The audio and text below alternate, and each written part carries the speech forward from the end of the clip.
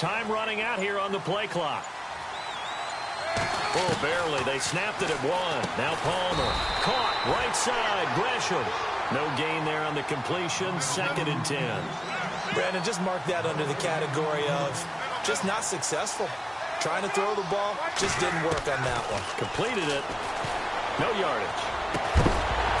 And incomplete there. A nice hit. Jars the ball free and brings up 3rd down.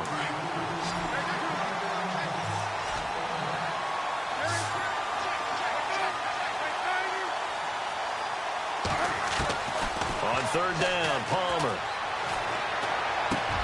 Trying for Brown, and it's intercepted. Picked off by Derek Johnson. And he will bring it back. It's a pick 6 and a KC touchdown. We thought this defense would be opportunistic, and they were. Here, you're already up. Now you got a 2-touchdown lead. I'll tell you, going out there on defense, did they have a little bit of extra momentum with a score already on the board? Oh, without a doubt. That already felt good to them, and they took it and used it and obviously put up another one. But here's the thing now. Some defense coordinators might want to pull their guys back a little bit because they don't want them to make mistakes because they're too overamped. Others say, I've got a 2-touchdown lead. Go get them, guys. They'll be even more aggressive.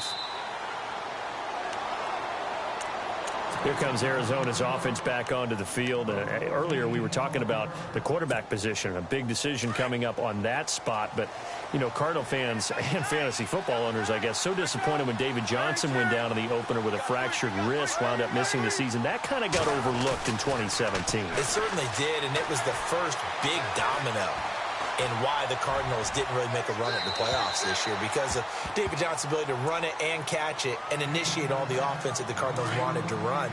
The defense still held up. Calais Campbell went to Jacksonville. The defense was still 6th in the league. But offensively, we're not nearly the same team. Here's Palmer to throw. He's going to rifle one deep left side. Some strong running into double coverage, and it's intercepted. Picked off by the Pro Bowler, Marcus Peters. And a great return as he's up close to the 40-yard line. Well, that's a drive killer right there. Not a really confident throw either. This one was kind of up for grabs, and it's going to come down the hands of the wrong team.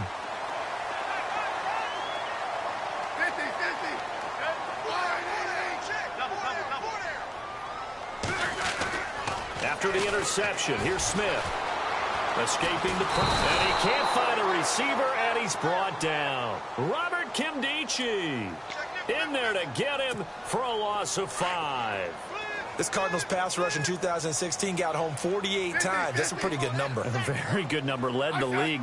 Is it just because the dudes that they had, or the scheme, or both, or what? It's always the dudes first, but their scheme, attacking, pressure, they'll continue to pile up the sacks. Chris Conley, the intended receiver, and now it's 3rd down. Well, I haven't met a quarterback yet that doesn't like a target that size. I mean, that's a big, tall receiver, and somehow he missed him anyway. Yeah, tempting to just put it out there for him to go get it, but dangerous throw and not on target. Yeah, sometimes even a receiver with that type of catch radius can't haul them in if they're not accurate. 3rd and long, it's Smith. They'll roll him out right. And he's going to have to eat this one as down he goes. Corey Peters with a big-time sack on 3rd down. And it'll be a loss of 7. On 4th down on is Dustin Colquitt to kick this away. Back deep, J.J. Nelson.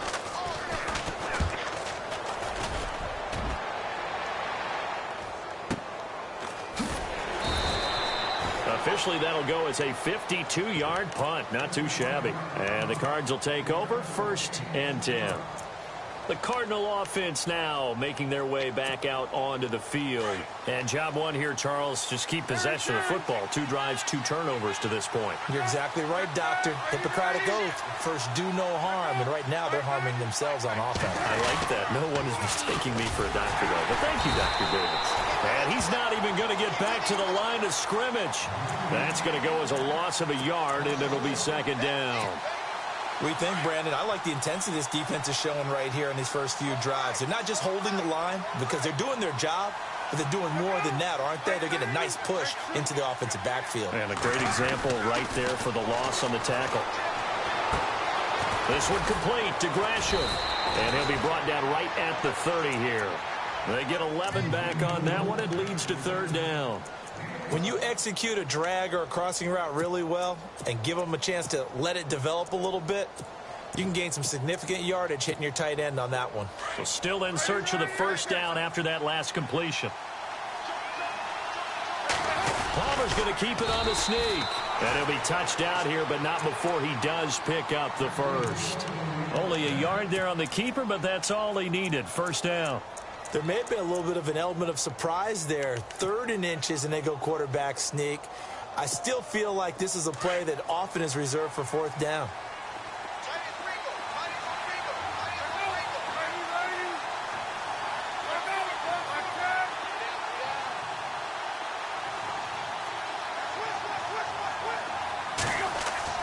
This time, Palmer will throw. Completing it to the right side, Johnson. And he'll get it out near the 40 to the 39. It's an 8-yard pickup, and it'll make it a second down. I know most of the time when the ball's in the air, you're thinking wide receiver, tight end, but running backs, they can be a big part of any passing offense nowadays. On second down, here's Palmer. And now this one's intercepted. A 3rd interception for Palmer. Picked off by the safety here, Ron Parker. And he will bring it back. It's a pick-6 and a KC touchdown.